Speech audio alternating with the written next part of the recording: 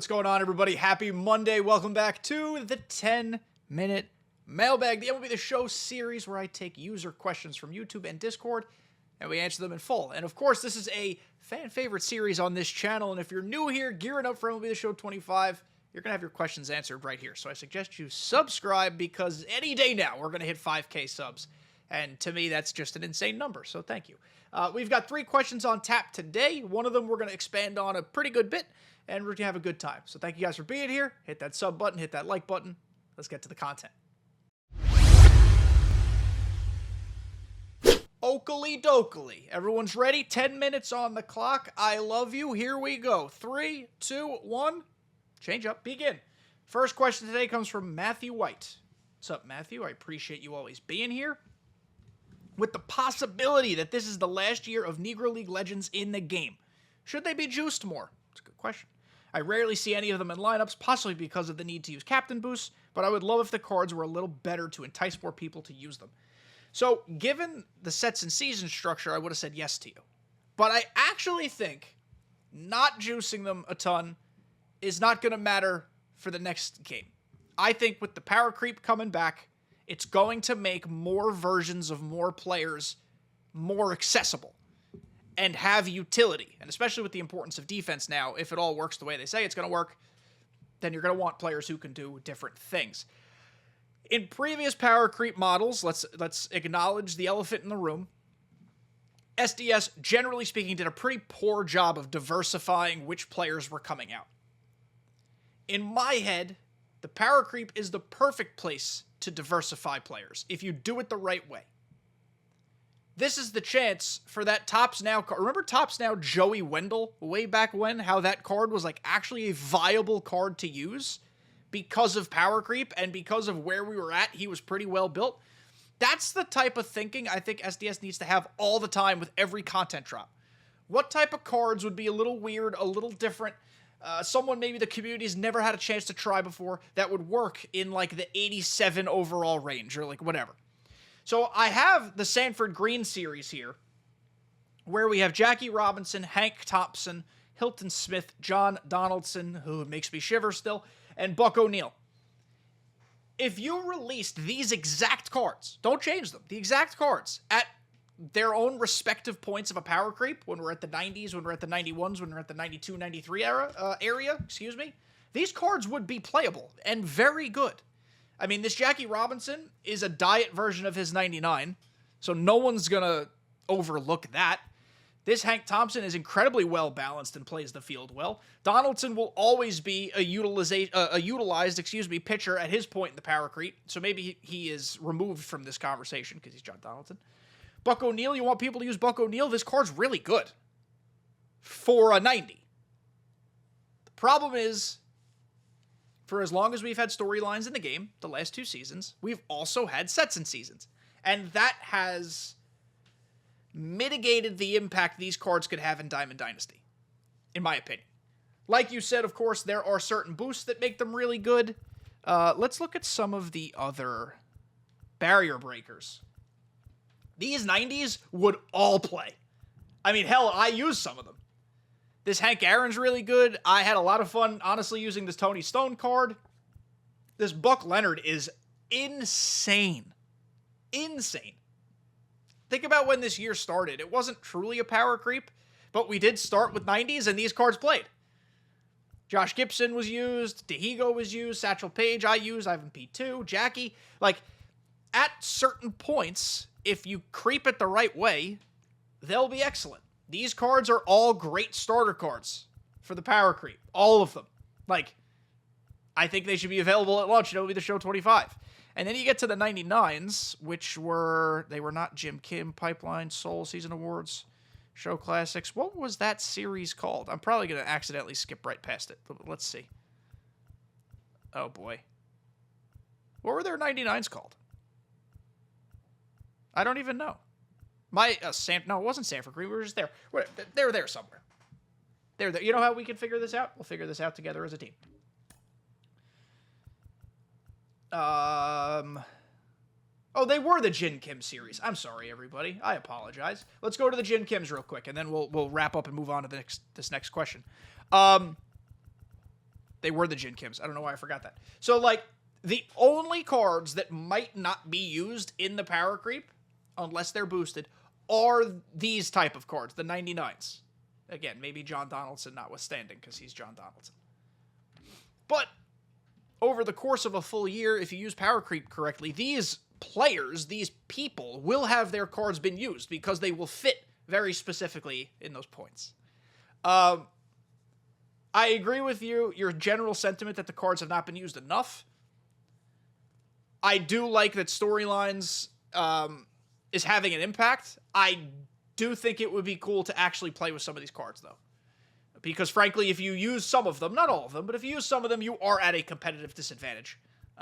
Unless you completely, like, if you're incredible with Rap Dixon, a person who I've never met before, maybe you're fine. But I do think the Power Creep makes them all much, much more viable. And the same thing, again, goes for a lot of cards. Like, a lot of cards are made better by the Power Creep. Like, let's go to, my God, 97 Nico Goodrum. Everyone loves Nico. He'll be great during the Power Creep. Brooks Lee, great during the Power Creep. Jeremy Pena, good during a Power Creep. Like, a lot of these guys will see significant utility. CJ Abrams, another guy. Jorge Polanco, who, of course, is always going to get a juicy 99. Rich Aurelia, forgot about him. He never got another card. Silly. Like, plenty of these fellas.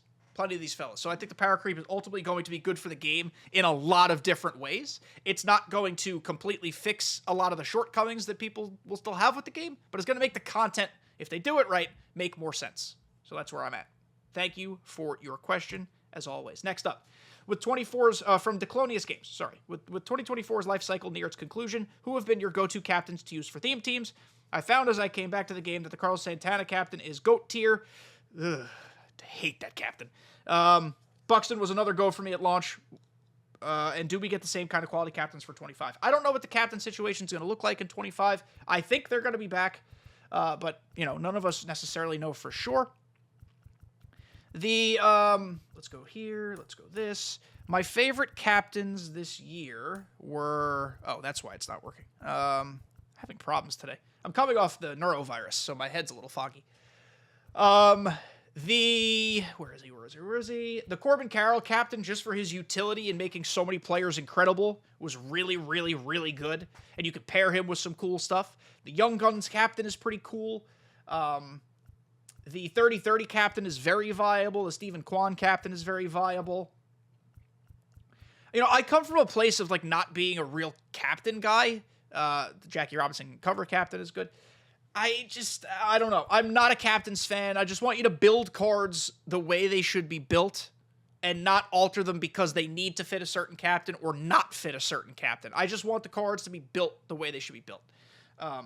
So if captains were gone next year, I'd be very happy. If they're back, it doesn't ruin my experience by any means, but I would just be happy if they were gone. The Santana captain, by the way, has been supremely nerfed to the point where there's hardly a benefit anymore. I just cringe at the Santana captain because, like, I promise you, you don't need all switch hitters to play this game. I promise you, you are better than you think you are. Challenge yourself, because I promise you, you're better than you think. God, if the switch hitter captain is back next year, I'm going to spike my controller. I really don't want... among a lot of other ones, I think captains should strictly be teams. Not all these random offshoot things. That's just my opinion. But that's where I'm at. I don't have strong opinions in terms of my favorite captains because I really didn't use them a lot. I used them for theme teams later in the year. The Royals captain was fun. The Cardinals captain was fun. Those type of things. But thank you for your question. And in closing today, a lengthy one from Noobmaster. Hey, kdjTV. Can't even say my own name. Big fan of the new website. That's the Show Gazette, a.k.a. showgazette.com. Check it out. If you were to wave your hand and put one thing in the game for pitching and hitting, what would it be? Oof. I don't know. Hitting would just be a new engine, but I don't think that's happening, at least anytime soon. I think for pitching, and this remains a pretty controversial conversation, and I don't quite know how strongly I even feel about this, but this is the one thing I could think of to change things up. I think it is time to move to a universal pitch speed. That's a scary thought for people because the thought of like a legend difficulty player having to I think it would have to be Hall of Fame pitch speed, by the way. But think about this. Hall of Fame pitch speed in online is not crazy. It's off. It's, you know, in franchise mode and Road to the Show, Hall of Fame plays a lot smoother, we'll say, because there's no connection required. There's no, like, you know, internet back and forth, whatever. I think a universal pitch speed and the difficulty only scales the PCI. And because it would be a universal pitch speed of Hall of Fame, the legend PCI would have to be minuscule. That's how you'd have to, like, close the gap. I think that's the only thing that would be kind of interesting. It would change the game fundamentally. It would force people to be better with their PCIs because there would have to be stricter penalties for a Hall of Fame pitch speed. But I also think it would make people better.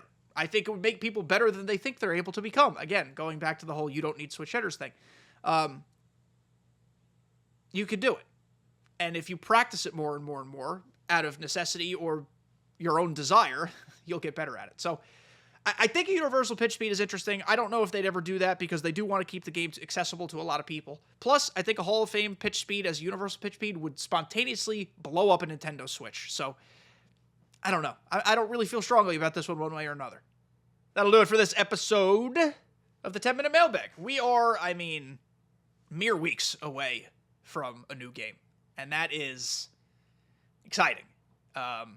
Let people be excited for new games. Stop telling people, why are you excited? This game's going to stink. How about you try being excited yourself for once? That's my standpoint. So I love baseball, and a new baseball game's coming out, so I'm happy and excited. So that is it. Love you guys. Happy Monday. See you next time.